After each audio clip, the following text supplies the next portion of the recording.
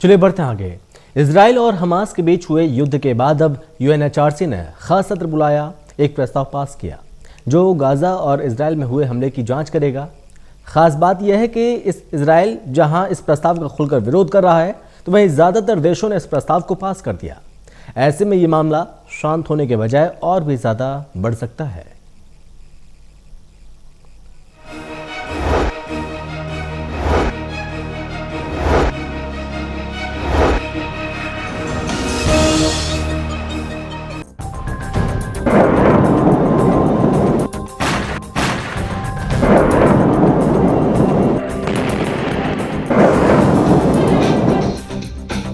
पिछले दिनों इजराइल और हमास के बीच चले 11 दिन के संघर्ष में कई लोगों की जान चली गई।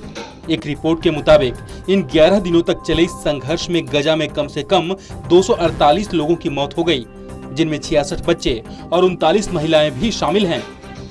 जबकि इस संघर्ष में इजराइल में 12 लोगों की जान चली गई।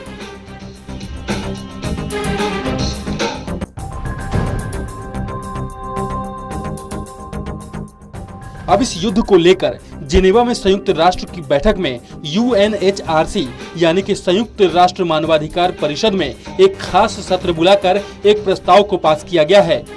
ये प्रस्ताव 24-9 के बहुमत से पास हुआ।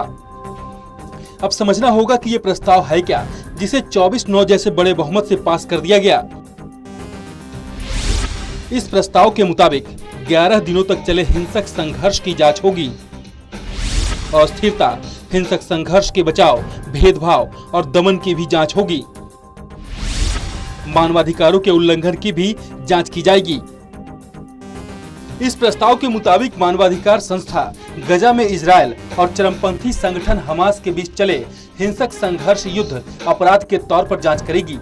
इस प्रस्ताव में ज्यादातर देशों ने इजराइल के विरोध में वोट किया, जबकि 9 ऐसे देश हैं जिन्होंने इजराइल के पक्ष में वोट किया, जबकि 14 देश ऐसे भी हैं जो इस मतदान प्रक्रिया से बाहर रहे। इसके पीछे की वजह है कि इस खास सत्र को फलस्तीनियों के अधिकार को लेकर बुलाया गया था। इस सत्र में ऑर्गेनाइजेशन ऑफ इस्लामिक कॉरपोरेशन के सदस्य देश एकजुट रहे। ओआईसी फलस्तीनियों के पक्ष में खुलकर खड़ा था। इजराइल के खिलाफ वोट करने वाले देशों की बात करें तो इसमें चीन, रूस, Pakistan, Bangladesh, Philippines, Argentina, Bahrain, Cuba, Indonesia, Libya, Mexico, Namibia, Uzbekistan, Somalia और सूडान जैसे देश शामिल थे। जबकि इजराइल के पक्ष में वोट करने वालों में ऑस्ट्रिया, बुल्गारिया, कैमरून, चेक रिपब्लिक, जर्मनी, मलावी और ब्रिटेन जैसे देश शामिल थे।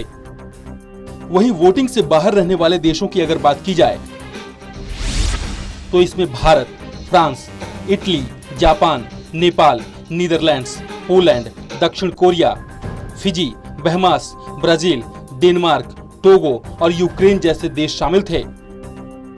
जबकि अमेरिका इसका हिस्सा नहीं होने की वजह से वोट नहीं कर सका। वहीं अगर भारत की बात की जाए तो भारत अभी भी अपने पहले वाले बयान पर कायम है। संयुक्त राष्ट्र में एक स्थायी प्रतिनिधि टीएस त्रिमूर्ति ने 16 मई को न्यूयॉर्क में संयुक्त राष्ट्र सुरक्षा परिषद में कहा था कि भारत फलस्तीनियों के मुद्दे पर मजबूती के साथ खड़ा है और वो इस समस्या के समाधान के लिए 2 राष्ट्र का समर्थन करता है। इस बार भी भारत ने वही बात दोहराई। We will use our tenure to bring human-centric and inclusive solutions to matters of international peace and security. India will be a voice for the developing world. We will not shy away from raising our voice against the common enemies of humanity like terrorism, peacekeeping, peace building, maritime security, women and youth, especially in conflict situations, and technology with a human face will receive our attention while on the council. वहीं Israel के खिलाफ पास हुए इस प्रस्ताव पर Israeli प्रधानमंत्री ने कहा कि हमने हमास के रॉकेट से अपने देशवासियों को बचाने के लिए हमला किया था। इसी को लेकर हमें दोषी करार दिया गया है। ये अंतर्राष्ट्रीय नियमों का मजाक है और दुनिया भर में आतंकवादियों को प्रोत्साहन देने वाला है। गौरतलब है कि पहली बार इजराइल के खिलाफ बहुमत से जांच आयोग गठित करने का फैसला हुआ है, जिस पर इजराइल ने कड़ी प्रतिक्रिया दी है। वहीं मानवाधिकारों के लिए संयुक्त राष्ट्र के उच्चायुक्त मिचेल बैचलेट ने सत्र की शुरुआत में ही कहा है कि इजराइल को इसके लिए जांच की अनुमति देनी चाहिए। उन्होंने कहा कि ये हमले युद्ध अपराध जैसे होते हैं जिसका असर आम लोगों पर पड़ता है। बहरहाल इजरायल ने इस प्रस्ताव की घोर निंदा की है और कहा है कि ये प्रस्ताव एक पाखंड से भरा हुआ है जो सिर्फ एक पक्ष देख रहा है। गौरतलब है कि इजरायल हमेशा से कहता आया है कि उसने हमास के हमले से अपने लोगों को बचाने के लिए ऐसा किया है, जबकि ज्यादातर मुस्लिम देश इजरायल का विरोध करते हैं।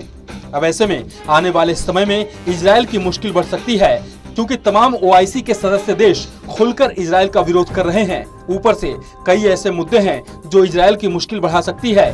बहरहाल अब देखना होगा कि ये मसला कब शांत होता है। फिलहाल अभी के हालात को देखते हुए ये कहना मुश्किल नहीं है कि ये प्रस्ताव इजरायल के खिलाफ है। Special desk, total news.